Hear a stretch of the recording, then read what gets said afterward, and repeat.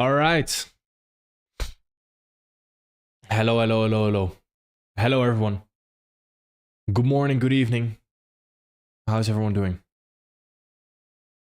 Let me know if everyone can hear me, if everyone can see me as well. Hello, hello, hello.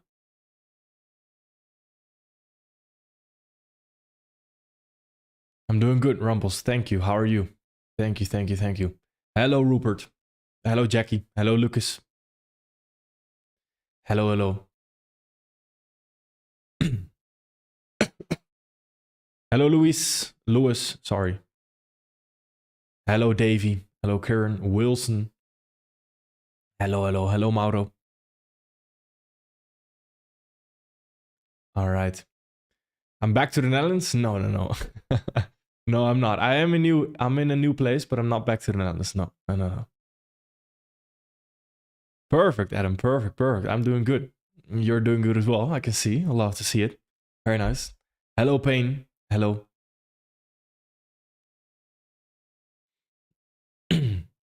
Hello, Kentoy. Great to see everyone here. First time here. Welcome. Welcome, welcome, welcome. Hopefully you do learn something. Hopefully you do learn something.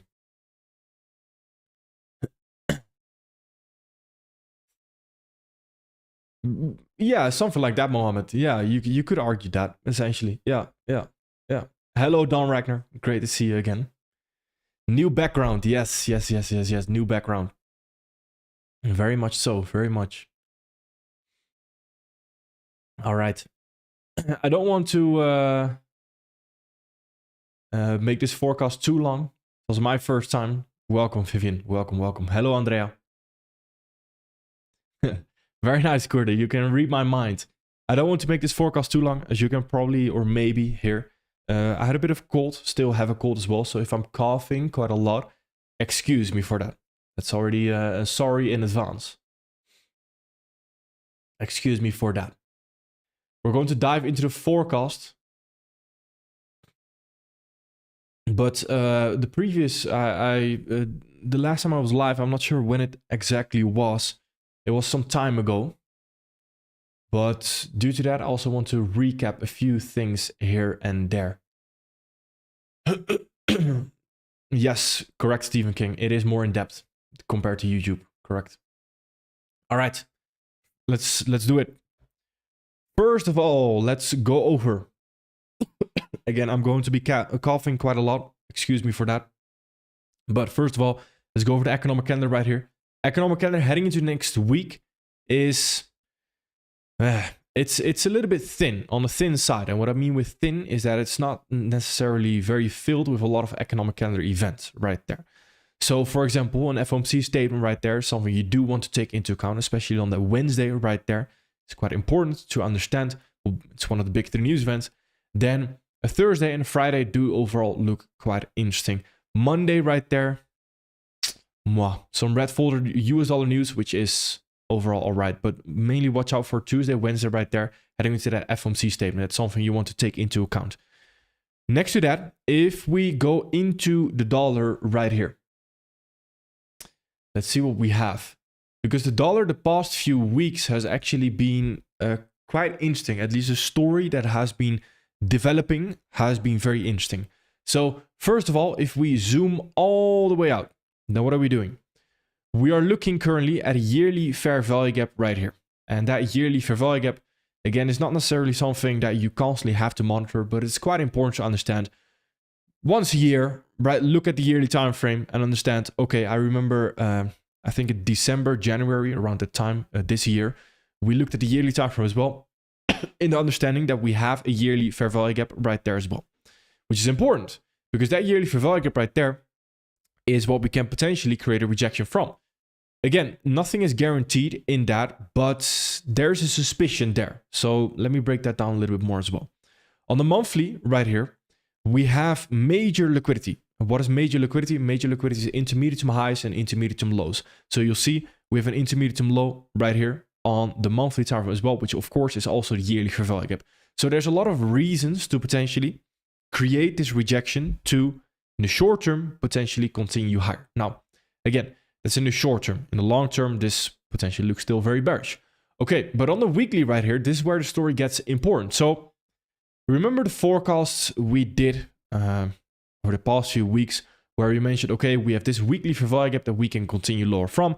We have the 2-candle rejection right there. We can create expansion to continue lower, target eventually the yearly fair value gap that we have right there. Okay, now we have arrived in the yearly fair value gap.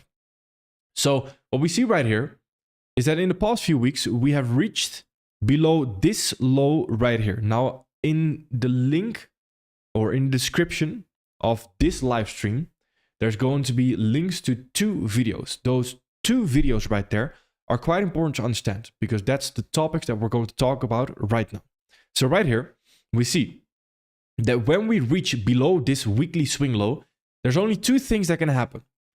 Either we are going to run it to keep on continuing lower right there, or we are going to sweep it like we are doing at this moment in time to trade back into the weekly fair value gap that we have right here. That weekly fair value gap. Now, how do we know which one is happening? That's where the liquidity video as well comes in, but that's also where the fair value area video comes in. Again, link in the description to those videos after this live stream. You can go ahead and watch those if you haven't already, or as a reminder.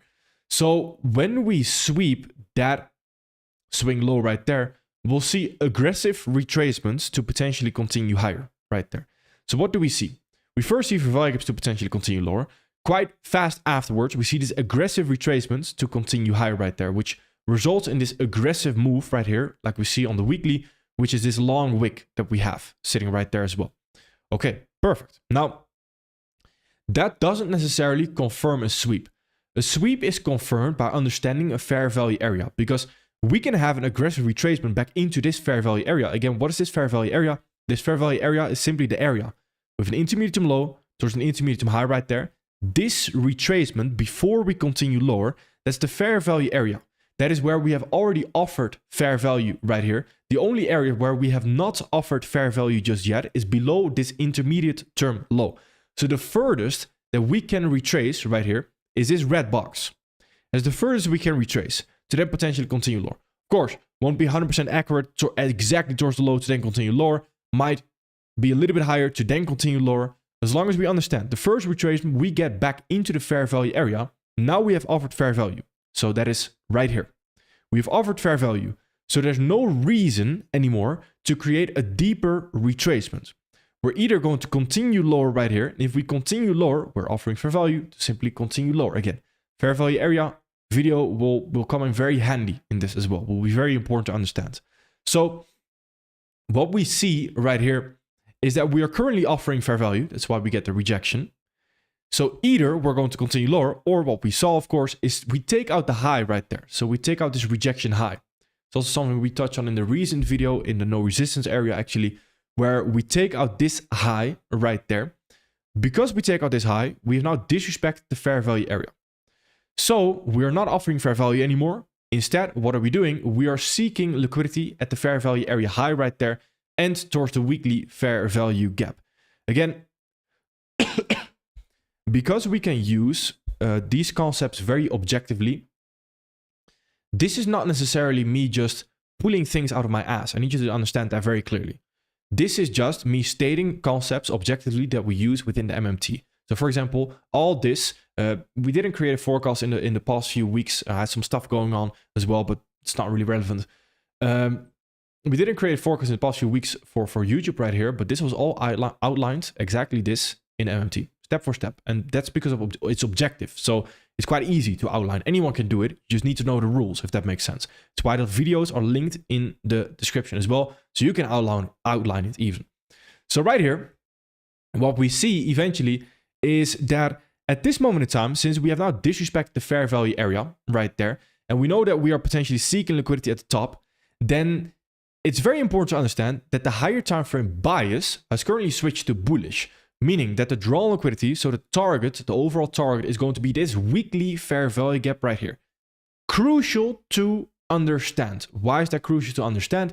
Is because when you then get a consolidation like this and you get this bearish fair value gap right here, this is where you won't get tricked out because you still have this higher time frame target right there. Very important. So This is where setting parameters comes in. I share the forecasts through text and through pictures in a lot of different channels, Telegram, Discord, YouTube as well, communities, posts. And I mentioned, well, on the dollar, there's two things that can happen. I'm overall bearish, but either we are already going to continue lower right here from these fair value gaps right there. So that's where I would like to get involved right here. If we have evidence that these fair value gaps are holding right there, that would tell me that we already want to continue lower.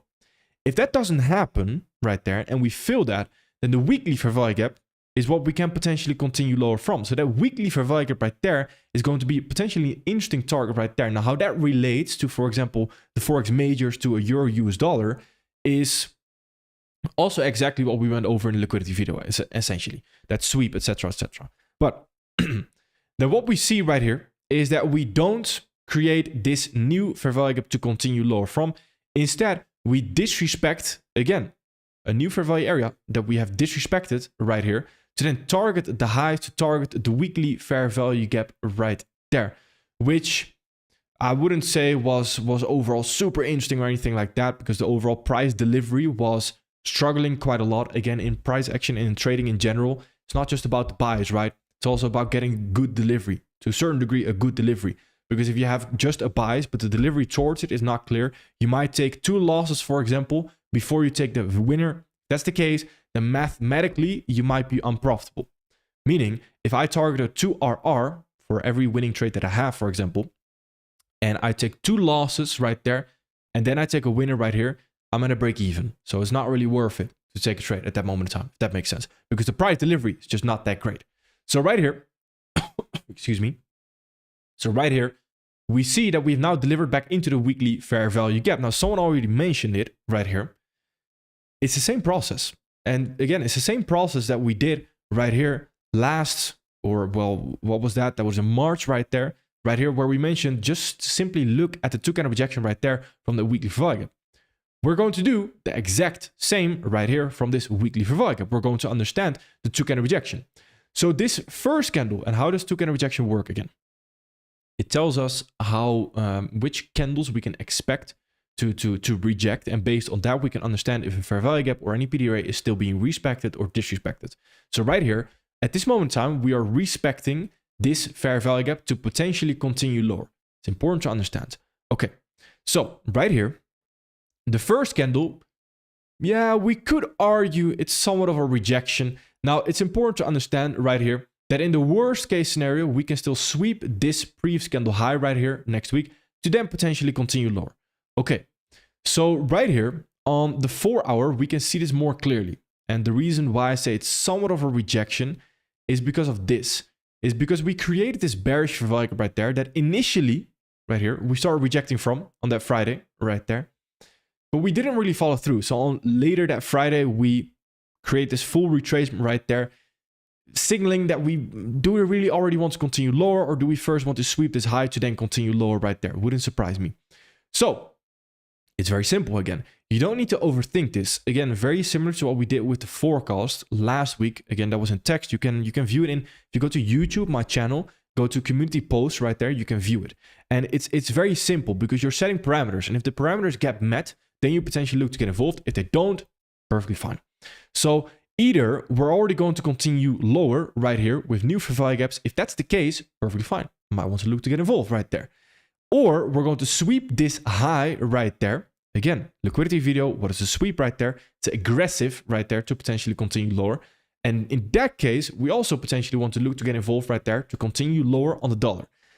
If none of those things happen, and if we run this high instead right here, then what happens is that the rejection from the yearly fair value gap will get bigger and bigger and bigger. So this is where we then want to start looking at higher targets potentially. So for example, if we do start running this high right here, perfect. Let's start looking, for example, at this daily fair value gap right here that we might want to target, if that makes sense. That's important to understand right there. So there's a few things that can happen, but they're all objective. You just need to react to objectively what is happening at that moment in time, if that makes sense. That's important. All right. So hopefully the dollar makes sense. If it doesn't, of course, feel free to ask me and we can go over it as well more in depth if you do want to. Moving on To the indices. So on the indices right here, last week in the forecast, again, it was a written forecast. Sorry for that. It was not a live stream like we're doing right now. But we mentioned I want to see higher prices right here on the indices. I want to mention something as well. I believe I mentioned this before. I'm going to go back to it because I think it's quite a funny story. Is that someone mentioned on it was LinkedIn. I was on, God knows why, but I was on LinkedIn and someone mentioned we're officially in a bear market right now on the indices, so ES and Nasdaq, etc. S&P 500 in general. That's what most people look at it. Because we had this retracement right here, we're officially now in a bear market. I'm not saying this person is wrong. I'm not saying this person is right. I'm in the middle right there. Because I personally don't necessarily agree with it because I don't think we're in a bear market at this moment in time. If we take a look at the indices right here, what happens in history over and over and over on the indices is that we get manipulation towards the downside to then simply continue higher again towards a new all-time high, and we're going to sooner or later reach a new all-time high again and again and again, over and over and over, and that cycle repeats itself. So people that think, okay, now officially the bear market has started, they're sort of getting manipulated by exactly what the market wants to do to then again potentially reach a new all-time high. That's why it's, to me, quite a funny story. May not be that funny, maybe my humor is just very bad. But anyway, right here, we have this monthly fair value gap. And one thing that stands out to me is that we have a very long wick. So everyone that watches my videos and that knows about a third candle right here will understand that we already know that we have a suspicion that this fair value gap might not hold. Or at least we might see a very deep retracement back into it to then potentially continue lower.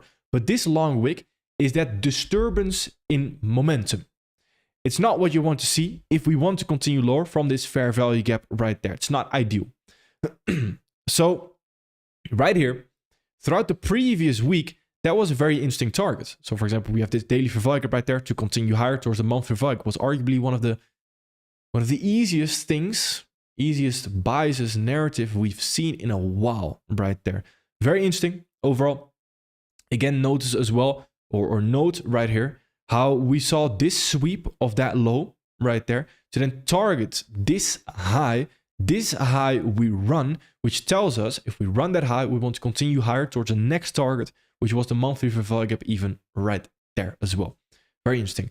Overall, at this moment in time, I'm bullish, but I'm bullish with a little bit of caution.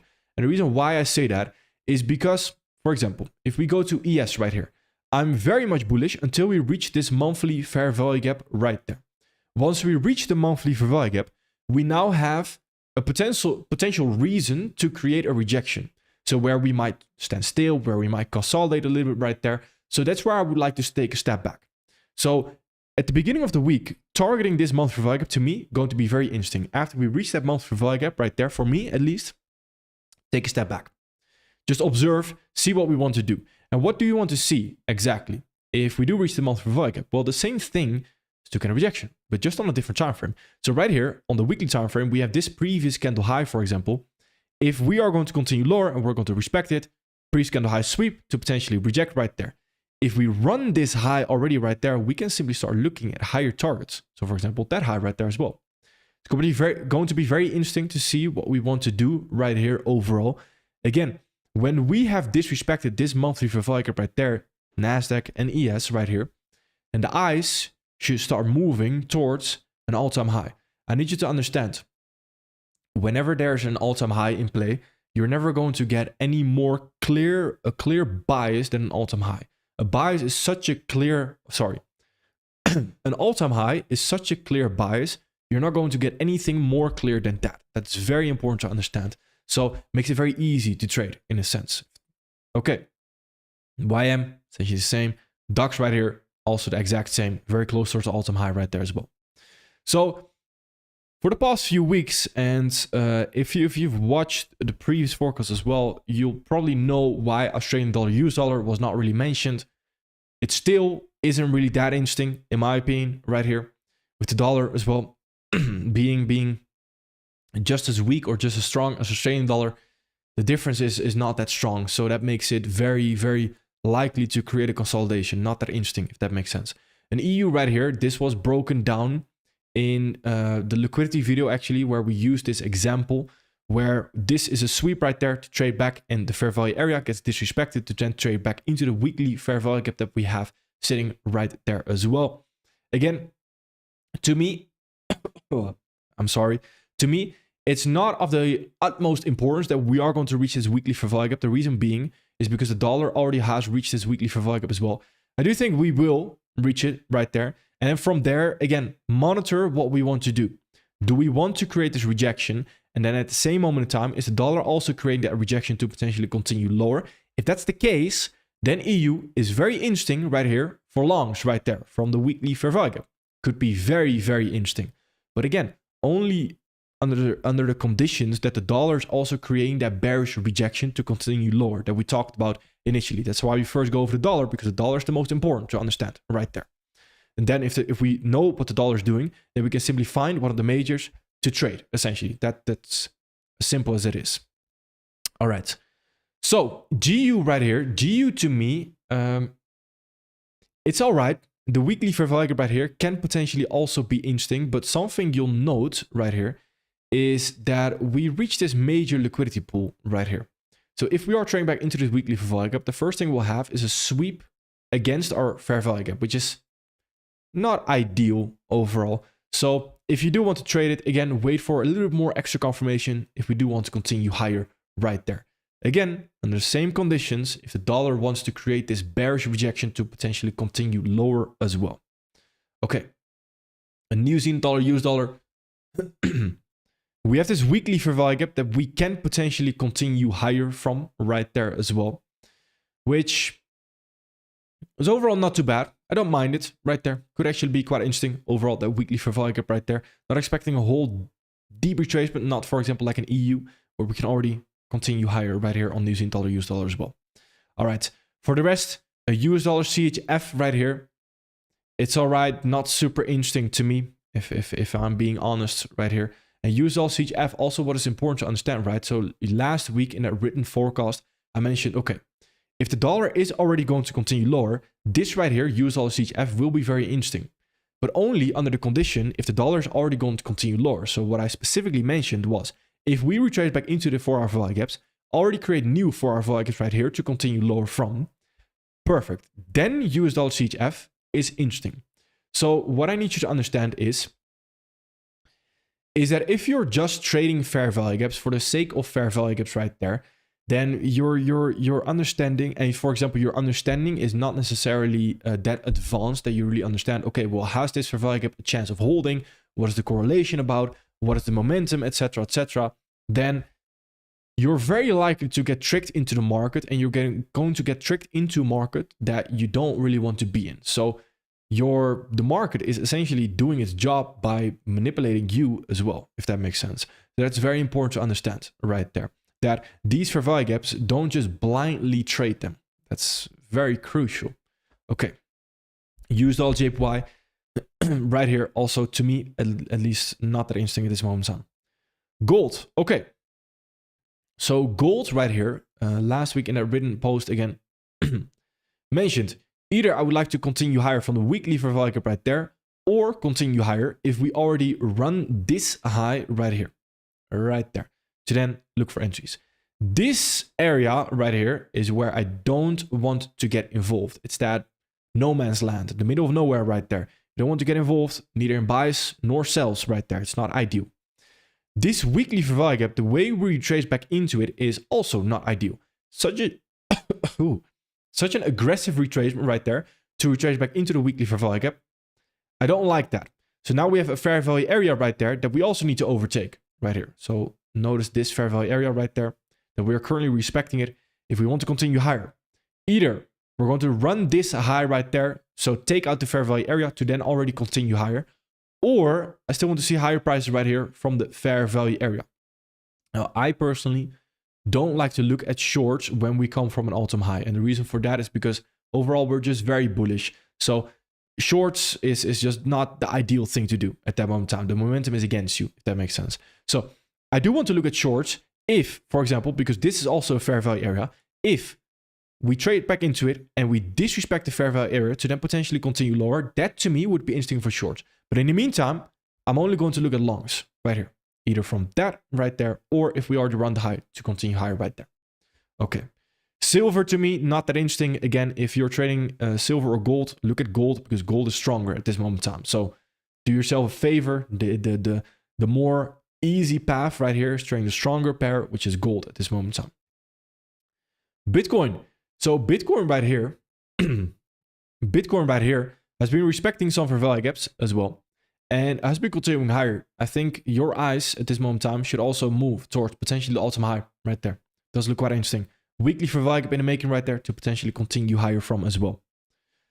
Crude oil right here. A weekly fair value gap that we can potentially continue lower from right there. We simply have a 2-candle rejection from it. Once we started to run these lows right here. So I didn't mention this in the liquidity video. But for me, it's also quite a beginner-friendly way of looking at it. A sweep versus a run is the first time we sting below a low, like you'll see right here. You usually are going to create a rejection. It's going to happen. It's very inevitable to happen, if that makes sense, because there's liquidity, etc. that needs to be cleared up. So there's going to be a rejection. The second time we then trade below that low, the initial low right there, that's usually where you'll see the run, if that makes sense. So when that happens right there, it's a good way of also noticing, understanding that run and noticing that run on liquidity to then target lower to start looking at these lows right there. Currently, we have a sting back into this daily fair value gap. Let's see if this can actually hold to overall continue lower as well. Could be quite interesting, but let's see. Let's see. Bank Nifty. So Bank Nifty right here. I think we left Bank Nifty when we trade back into the weekly fair value gap right there. Excuse me. And we create this fair value area.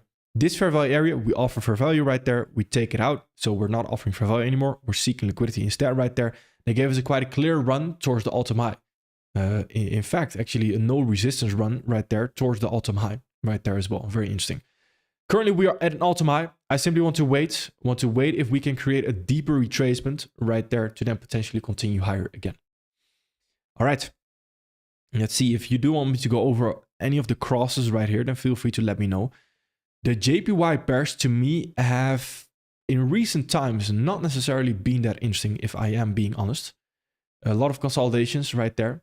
CHF JPY potentially looks interesting right here from the weekly fair value gap. But again, what I want you to understand as well is with fair value gaps, there needs to be some risk assessment.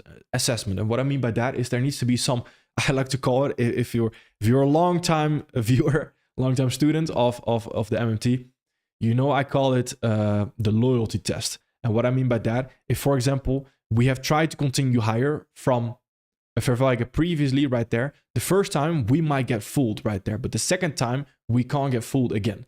So what I'm trying to say is essentially, if you have evidence that fair value gaps right here have not been holding very nicely. So for example, you'll notice we have very deep retracements back into fair value gaps. We don't just have simple stings into fair value gaps. It's sort of a consolidating trend. Then what happens is that you can't really rely on that fair value gap simply holding to then continue higher. So for example, require more confirmation to continue higher. Excuse me. That's important to understand. Let's see. Let me quickly scout if we have anything else. New Zealand dollar, Canadian dollar, actually, with that weekly fair value gap that we have right there, this is not too bad. If we can overtake this daily fair value gap right there, then it's quite interesting to continue higher. Again, when I say a sentence like that, because I know there's probably going to be some less experienced minds that are going to think, oh, what are you talking about, Ario? Overtake that fair value gap. Like, what am I actually looking for? And that's the interesting thing, because in the MMT, we just objectively break everything down. So there's really no question about it, if that makes sense. There's no two ways about it. There's just objective straight line. Okay, so how do we overtake this fair value gap? And if we overtake it, then we can start looking at longs to potentially target this high right there. So how do we overtake it? Well, we overtake it by understanding, first of all, two-candle rejection. Two-candle rejection states, if the first candle is a rejection, then the second candle can potentially continue lower. So what I tend to do, which is very interesting, I don't think this, of course, other people do it. That's not what I'm trying to say. But I think people are not doing this enough. So when you look at bullish prices, what you want to do is you want to look at bearish prices actually. When you want to see bearish price, so you want to short the market, you want to find reasons why the market might be bullish. So currently we want to buy. We want to see bullish prices. So what we're going to do, we're going to see if there's any reason why the market might be bearish instead. Why? Because if you can find a bearish reason, then there's no reason to buy. But if you can't find a bearish reason, then there's every single reason to go all in, essentially. Not all in, you know what I'm trying to say, but there's all reasons to buy, essentially. So right here, if we are respecting this daily fair value gap, and we, again, understand the rules. From previous fair value gaps right there, we should ideally create new fair value gaps to continue lower, which is where two-candle rejection comes in. The first candle is a rejection right there. So the second candle can potentially create this expansion right there if we are to remain bearish. Now, if that does not happen and we take out this rejection high, so we run the rejection high, what might that look like? Well, for example, if we start to climb higher right here and we start to first have that rejection, again, think of that those two stings. The first time it's going to be a rejection, most likely, perfectly fine. The second time right there, when we climb above it, we are potentially running the high. When this happens right here, this is going to be very interesting to continue higher right there because now the daily fair value gap is gone. So any bearish argument that we might have is wiped off the table essentially. And we are only looking at bullish prices right there, if that makes sense. There's also, for example, if we take a look at the indicator right here on this is essentially the arguments indicator. So how high probability a certain pair is what we've created. Again, what we do is mainly objective. So this is what we've created in the MMT right here for MMT members. And this is what you'll see. So for example, right now, if we look at the daily time frame, currently we have one bearish argument. It's in the red right there. My face is of course in front of it. Sorry for that. Let me see if I can zoom in right here so you can clearly see it right there. Okay. Look, this is the indicator right there, the arguments indicator. And again, I'm not trying to say you need an indicator to understand this. No, I'm just trying to say we use indicators not to replace the human, but we use indicators right there to speed up the learning process of the human, if that makes sense. That's very important. That's a very important difference because I don't advocate just selling indicators for the sake of indicators because indicators are not going to make you profitable. I'm sorry, they're just not. So it's very important to understand. But right here, we can use this indicator to in a more efficient way understand what we are looking at. So right here, this indicator is based on those objective arguments that we just mentioned. So we have two bullish arguments on the monthly and the weekly right there. Very nice. But there is a bearish argument at that moment in time. Now, because that bearish argument is there, that creates a probability of 77.8% bullish. So it's still very likely to continue higher, but it's just the probabilities are not ideal. Again, remember how you also need good price delivery. Just a bias is not enough. You also need some good price delivery. It's also where the arguments come in right here. So when we, excuse me, when we see right here, this daily bearish argument, there's a reason at this moment in time why we might still continue lower. It's a very small reason, percentage-wise, statistical-wise, it's a very small reason, but there is a reason. So when we start to run this high right here, that argument will be taken away. When we take away that argument right there, that means at that moment in time, we're going to have a brief moment where the indicator will say we are 100% bullish. It's very high probability to get involved. That's what you need to understand. Now, this can be applied to a lot of different pairs, for example, and that is important to understand as well. Again, it says 100% bullish right there. This is why you shouldn't rely on indicators. Very important to understand because at some times, for example, it doesn't take into account the loyalty test that we just talked about as well. So that's very important to understand, right?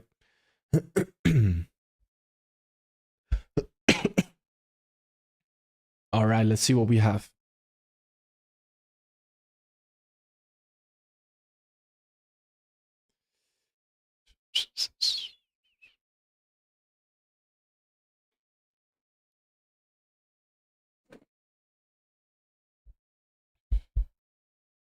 Or you spit on his floor, it could very well be. Not deliberately, though. Not deliberately, of course.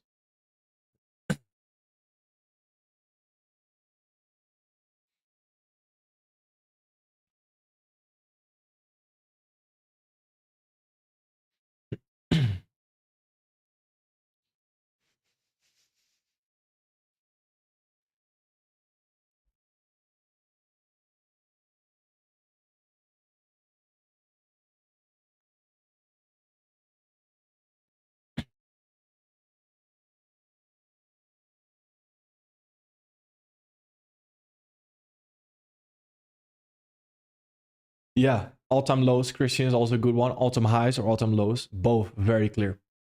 Both very clear targets. There's no link in the description. Let me check. There should be. Maybe refresh the page. There should be. Thank you, Max. Thank you. Exactly, Andrea. Exactly. And then there's again, once you have bias figured out, there's no argument against you anymore. Get creative with it. You don't necessarily need an order flow lag to get involved. You can also just use single entries, single candles. For example, if the daily candle closes above that high right there, we can argue it's running it. So who am I to say right there that that singular candle is not an entry right there? That singular candle can also be an entry, which on the 4 hour or the 1 hour might be an order flow lag. You don't use order blocks? Yeah, I do. But the understanding is a little bit different. That's why I call them a fair value area. Just because of understanding. I do use order blocks. I do.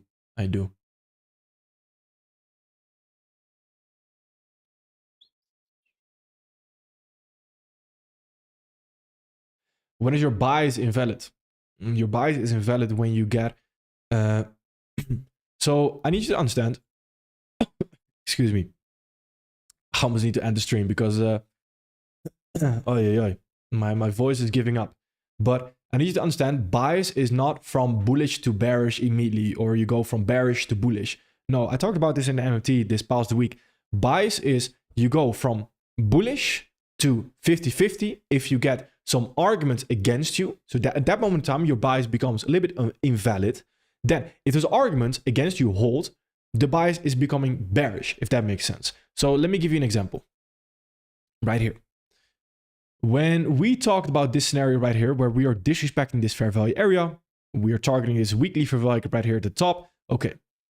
At that moment in time, we have all the bullish arguments right here to potentially take a trade from this 4 hour fair value gap to continue higher. Perfect. Once this is getting disrespected, as well as this fair value area, you don't immediately turn bearish. So this 4 hour fair value gap is not where you want to immediately turn bearish. No, because your higher time frame was bullish at that moment in time. But it does become invalid. So it becomes 50-50 right there. Then from 50-50, you need to see if the bearish arguments are taken away and the bullish arguments are holding again, to then look at higher price again, if that makes sense. That's quite important to understand. So you don't get impulsive from bullish, bearish, bullish, bearish, bullish, bearish.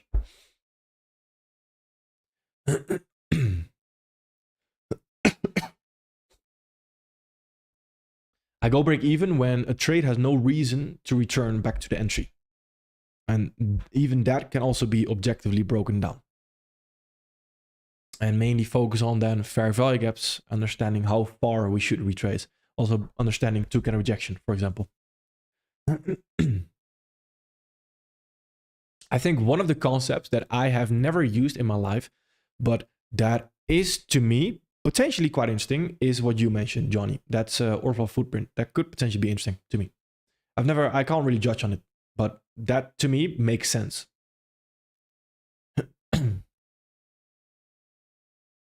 If you have bias, the entry model is irrelevant. Yeah,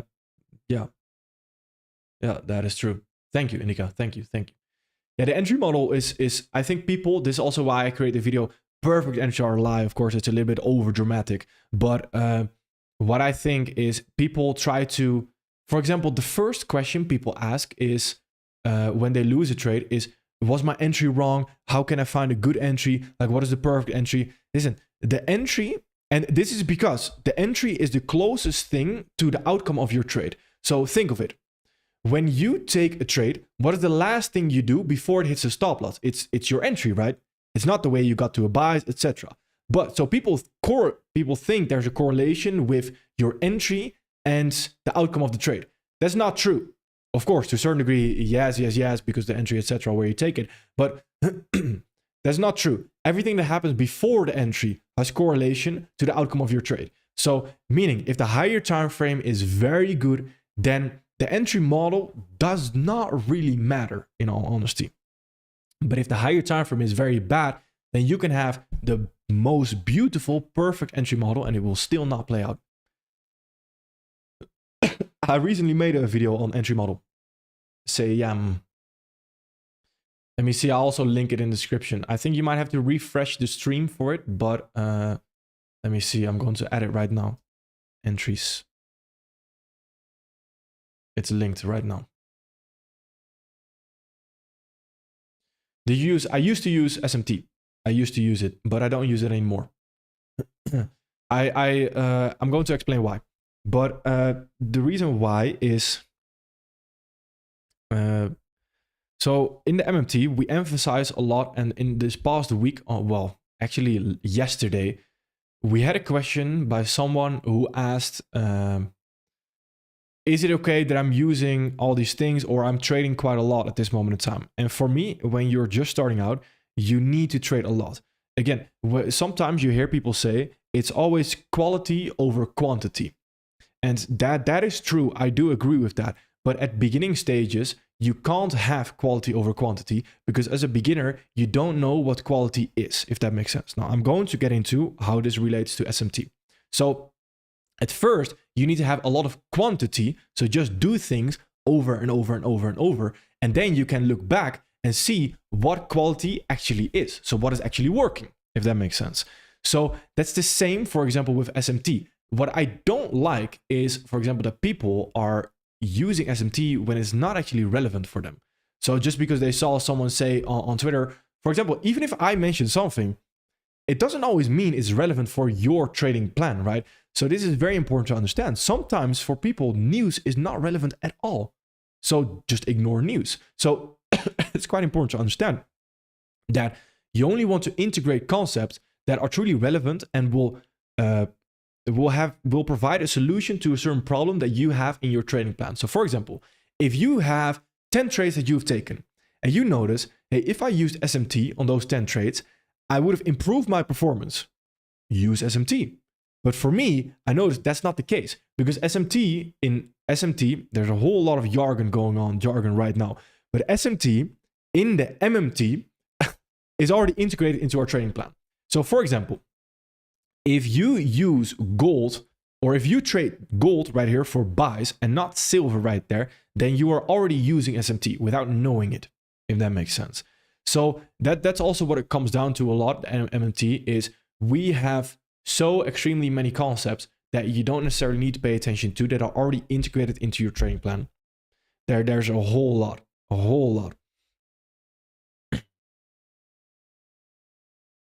I hope that makes sense. Just went on to a little rant.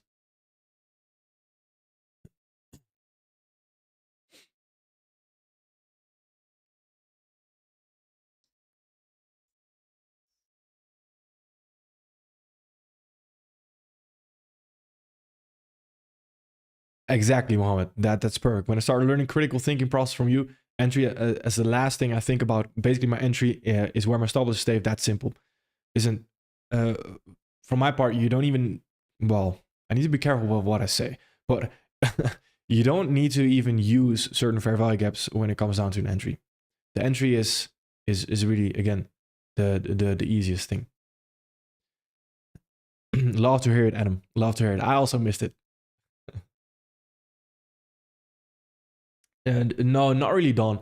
I personally just go over the majors, etc., the pairs itself, and from the pairs itself, I can really determine which currency is stronger than the other. For example, right here, an EU might be stronger on the higher time frame right now than an Australian dollar, US dollar, if that makes sense. So a euro is stronger than Australian dollar right now because a euro has been continuing higher a lot aggressively right there.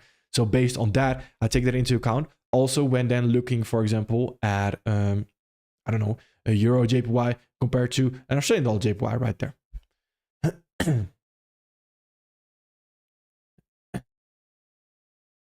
Yeah, Kevin, order blocks, or the way we use it, is fair value area. The link in the description, there's a link in the description right now of this video actually. It says fair value area, FVA video. That's essentially what I use. That's essentially an order block, but I like to encapsulate. So you have three things: mitigation block, breaker block, and order block. I like to put them all into one box essentially because they're all the same, a fair value area. And the theory we use is then a little bit different. So for example, this right here, for some people might be mitigation block, might be an order block right there. For us, this is simple. simply a fair value area right there. And what that means is that we have offered fair value in this area. The only area where we have not offered fair value is below that low right there. So we can retrace back towards the low right here. And either the market is going to offer fair value right here to continue lower, or if we don't do that, then we take out this rejection high right here, and we're going to see seeking liquidity, which is at the fair value area high right there. So this right here might continue higher towards that fair value area high right there. If that makes sense.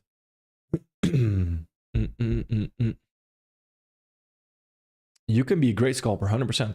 In the MMT, we have quite a few scalpers, actually. Mainly focused on the indices. My area of opportunity and context area, they're close. They're close, don't get me wrong. But they're a little bit different.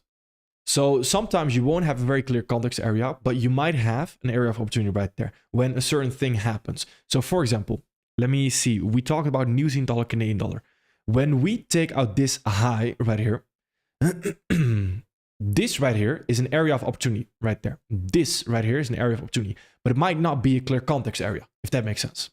But it is an area of opportunity. Essentially indicating or knowing when to potentially look to get involved.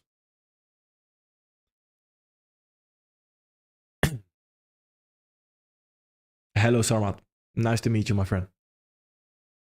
You have a nice name.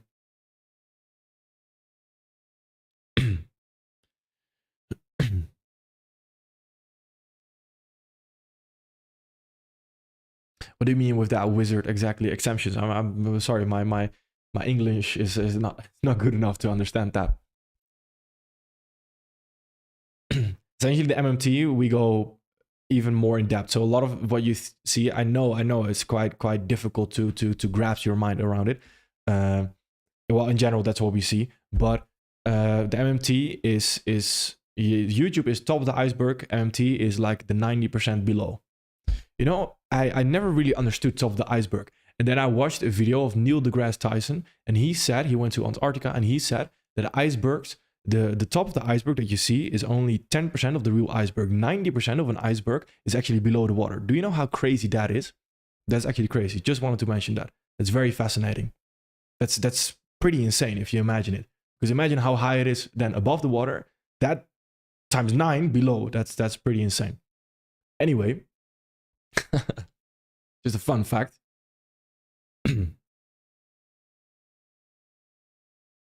Rose, you set your stop loss where price has no reason to return. That's the same way as you go break even, essentially.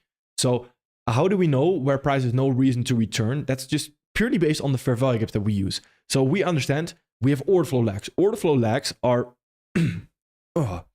order flow lags are I'm starting to struggle now.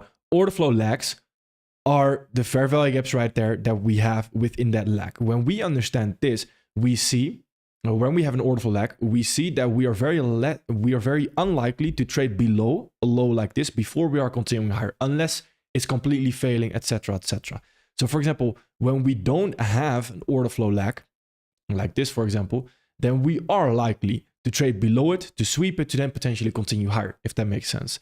So this right here is where price shouldn't return in our theory, if that makes sense. So if you then place your stop loss, and let's say you place your entry right here in that fair value gap, then this right here is where we shouldn't return. Now, for example, if you join the MMT, you'll notice this gets more advanced because you get more rules, more objective concepts that you can then break down, because then you start working with, okay, well, we also have this fair value area that we can potentially respect to continue lower. So in theory, there's not a whole lot of reason to create a retracement back into that level even right there. And then if you understand two candle rejection, when we retrace back into this fair value gap, two candle rejection, second candle is the rejection right here, then at this moment in time, we should not retrace back above this high before we are going to continue lower. So it really comes down to understanding the concepts, if that makes sense. When I think of it, that's actually very interesting because that's also how we break it down in MMT. Execution, so the entries is one of the last things we go over in MMT, because first you need to understand everything that comes before it. And execution, again, is the least of your concerns, the last thing you should understand, if that makes sense. Hello, Jojo. Also nice to meet you. Also a nice name.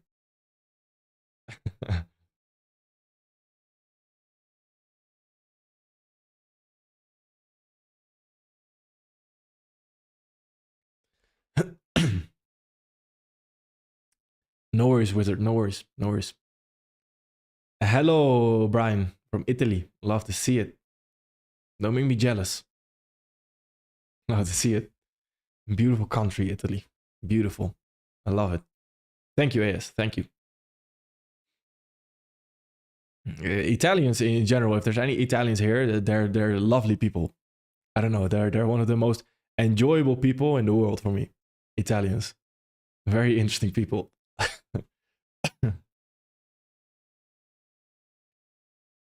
Mark Dutch. Mark. Belgium.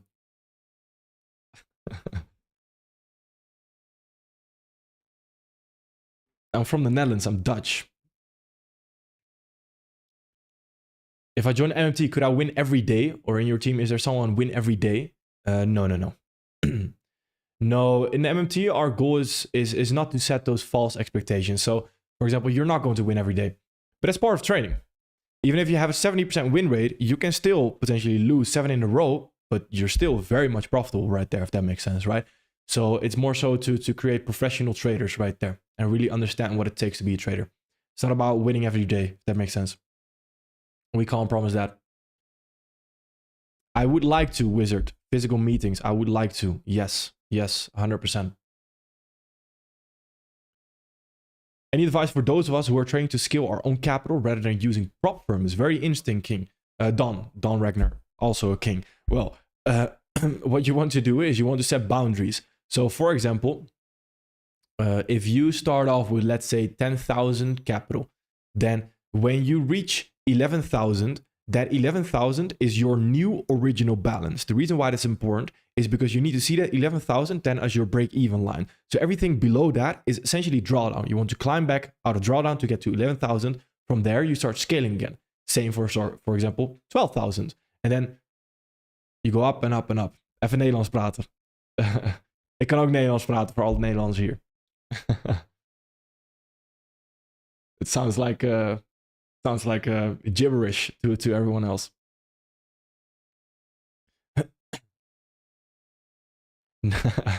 No, Kurt, the insiders are in my head mainly.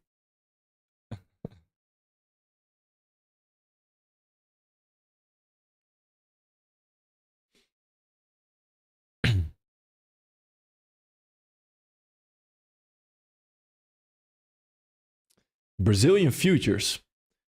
That's perfectly fine, Brazilian futures. Future in general is fine. 100%, yeah. No, exactly. DCAC. No, you don't ignore confirmation, but it's maybe a little bit exaggerated, of course.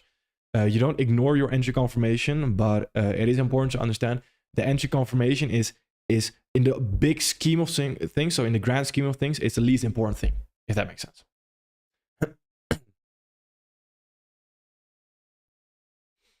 That's a good question, Nick. We break down live trades all the time in MMT. And if there's a live trade, actually, I do take it in MMT as well. 100%. For sure. Or I share it, at least. Usually my trades, actually, and I can share my data on that as well. Usually my trades are actually in the afternoon. And I record them. So they're not fully live, but I still record them. So good. That's a valid question, Nick.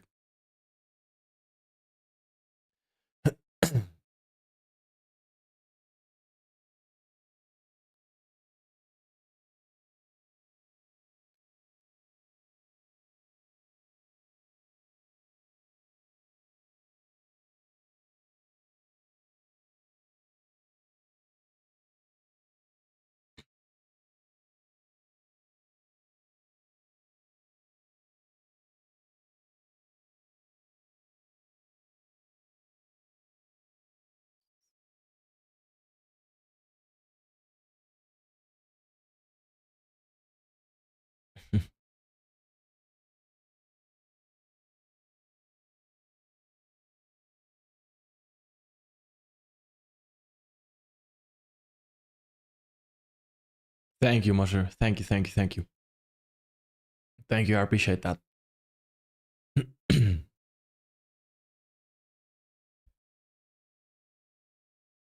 Thank you, Mar. Thank you. For sure, Chris. For sure. and there might be a lot of topics, but the topics tie in with each other. So for example, if you understand fair value gaps, you also understand two candle rejection and candle signs, because it's essentially the same thing, just on different time frames, etc., etc. So that way it becomes very, very easy to understand.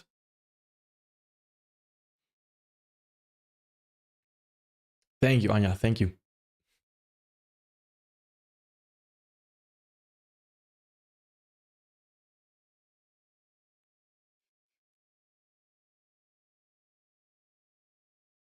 Well, you could argue that demand zone and supply is the same as order block. Yes and no. The logic behind it is slightly different, and because the logic behind it is slightly different, the way you use it is slightly different, if that makes sense. No, not really, Rafa. Do you pay attention to your weekly and daily profiles? Not really. It really plays out based on the high time PD rates, if that makes sense. So that's mainly what I pay attention to. No, not always, Danny. I used to actually target liquidity just logical. So for example, context areas just logical. But then when I looked at my data, it was actually a little bit more profitable if I just targeted 1 to 2 R fixed.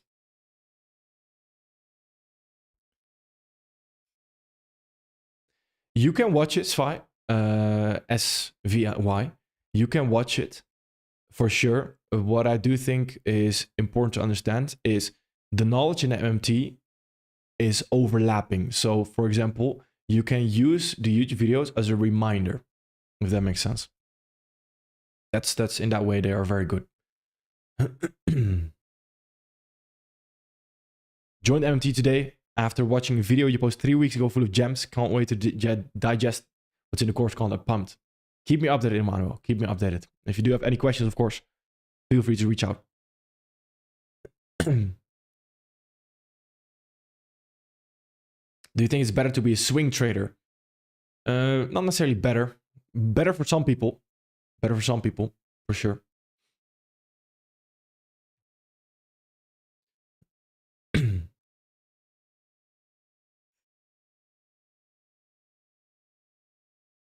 All right. It's interesting, Cornelius. It's it could be interesting. I can see it being possible, for sure. I actually tried to Casio Ramos. I tried to. I'm not sure why it didn't work. I'm not sure why it didn't work, but I'll try again. I'll try again.